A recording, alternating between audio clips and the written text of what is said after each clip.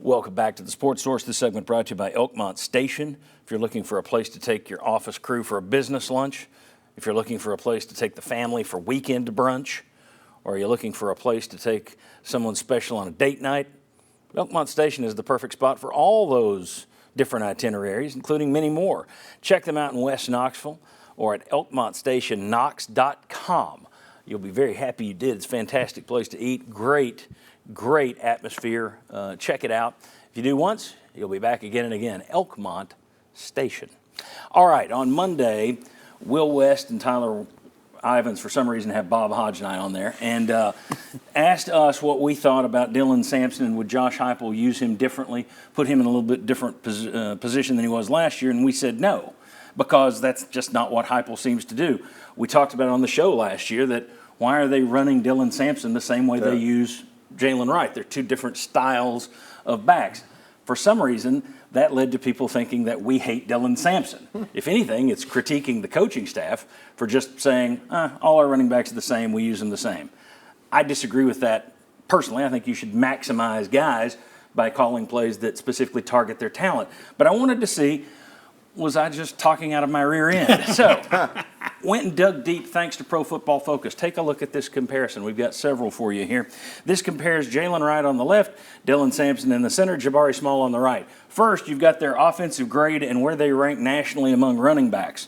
Jalen Wright, 11th best. Dylan Sampson, 96th last year. And then Jabari Small, 361. Backfield snaps, you see the ratios there. 303 and then 22 snaps in the slot for Wright, 282 and 13 for Sampson, 213 and 12 for Small. So ratio-wise, I mean, Wright got the most carries, but they pretty much used them the same ways. Offensive grade, you see that Jalen Wright was higher than the other guys. Rushing grade, he was higher than the other guys. Blocking grade, pass blocking grade, higher than the other guys. Okay. Yards after contact. This is the average yards after contact. 4.3 yards for Jalen Wright. 3.2 for Dylan Sampson, who's a very elusive guy. 2.5 for Small. Forced missed tackles, more for Jalen Wright. Their elusive rating, which takes into account making guys miss on their own, not necessarily the blocking scheme around them. Jalen Wright, much higher than what Dylan Sampson did last year. Let's flip forward and see specifically how they were used. Again, same three backs. There you see zone, how many times they had a zone rush attempt, how many times they used gap scheme on their carries. Ratios are pretty much kind of the same. Again, it's about 2 to 1, 1.5 to 1 for each of those guys. Targets as a receiver, again, Wright was on the field more often, but you see the ratios are pretty much the same. On field for pass snaps, 159 for Wright, 166 for run snaps. I think a lot of people would have thought, well, they use Sampson as a receiver more. Nope, that's not what it shows there. Okay, so let me talk to you just very quickly. This is Football 101. Some of you will just have to snooze through this for a second, but take a look at the next graphic. I have to show you this before I explain the next one. All right, this is A gap. You hear people say A gap, B gap, C gap, D gap. A gap is basically running up the middle. That's between the center and the guards. B gap, between the guard and the tackle. C gap, between the tackle and the tight end. If you got a tight end out there and you run outside the tackle, that's the D gap. All right, so A inside, then B, C, D to outside. So let's see what they did in terms of the players. At the top is their carries. Sampson's in orange since he's back. Now, Wright got more carries, obviously, but look at the ratio. A lot of A-gap runs, fewer B and C gap, more D gap. Dylan Sampson, most A-gap, B and C gap down, up on the D gap. So inside and very wide. But look at the yards per carry of what they did with those runs. Jalen Wright, 9.96 yards per carry in the A-gap. That is 50 carries for 498 yards last year in A-gap runs.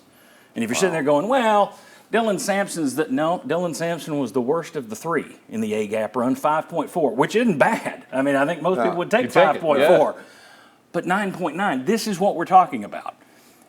Is Dylan Sampson, and you look through there, the B-gap, Dylan Sampson's better than the other two. C-gap, again, it's Jalen Wright, and Dylan Sampson's down there.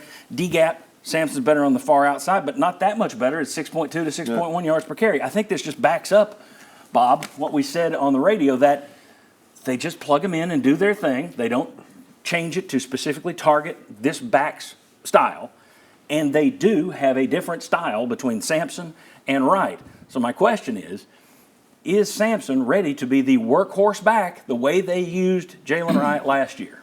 I think to answer the question, A, is he ready? Yeah, probably. B, will he be successful? Probably not. And that does not translate into hatred for Dylan Sampson. I think the kid's a good running back. You've been behind him since you first saw him. I think he'll have a nice NFL career. But I think if I'm the coaches and I'm looking at losing that almost 4 yards per carry going up the middle, and I can almost gain 5. I can gain a little bit. Yeah, almost 5. I think it is on, like you said to open the segment, it's on the coaches to find a better way to integrate him into your offense to where he's most effective. Now, 5.4 yards, okay, pretty dang effective. Yep. But you're losing compared to what you had with Jalen Wright because Jalen Wright is a different kind of back.